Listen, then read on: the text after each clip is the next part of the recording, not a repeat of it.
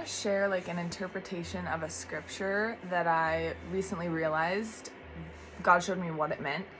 And so it's the scripture, John 12:24, I think, where it says, unless a grain of wheat goes into the ground and dies, it won't bear fruit, but once it dies, it'll bear much fruit after it. And so I realized God was kind of showing me that that's in our minds. Like, there's always going to be a temptation to act out of the flesh instead of the spirit. And what that looks like is, in my human to human relationships, let's say I'm upset with somebody and somebody did me wrong, or I feel like they should be doing this for me, or I feel like taken advantage of, or resentful over whatever thing. Like, the temptation in my mind is to go tell them, you should be doing this for me. I can't believe you did that. And what does that cause? An argument every single time. I think that the result's going to be different. It's not. And so then it's just wears down like a relationship over time.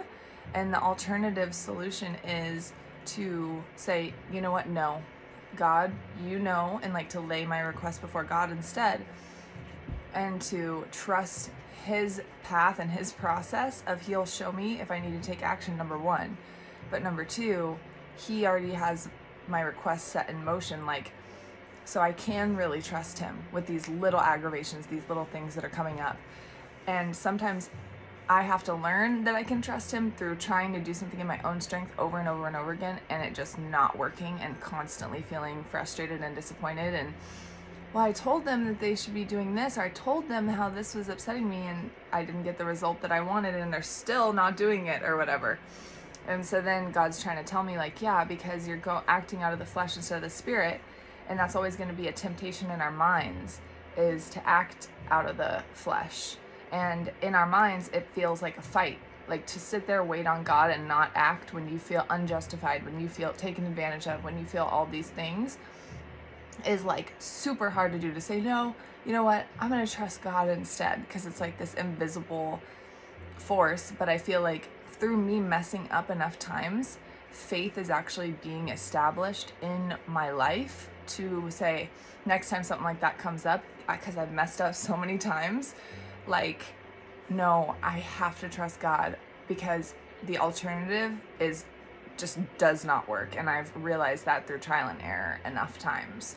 And so then, when we do plant the seed in the ground, the faith seed in the ground, and allow it to grow instead of not doing that and just acting in our own strength or our own fleshly, worldly ways, the ways of our understanding, and we let it go into the ground, then it's going to bear fruit.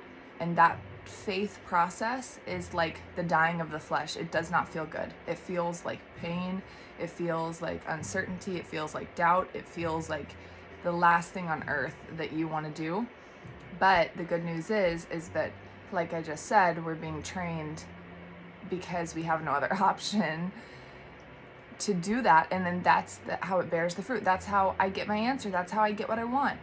In the end, is oh my God, I didn't act in my own strength. I didn't cause an argument. I didn't piss this person off. I didn't wear down the relationship. And instead I trusted God. And then now the answers are coming, and I'm being led by the Spirit. And life's more of an adventure that way, because you're not relying on your own strength. You're waiting on God continuously. And it's not I think that we have this misconception that it's a boring waiting, oh my God. No. When I'm acting in my own strength, that shit is boring. That is dread almost. When I'm waiting on God, that is an adventure, because he shows up and it's totally just amazing. So that is the life lived in the Spirit.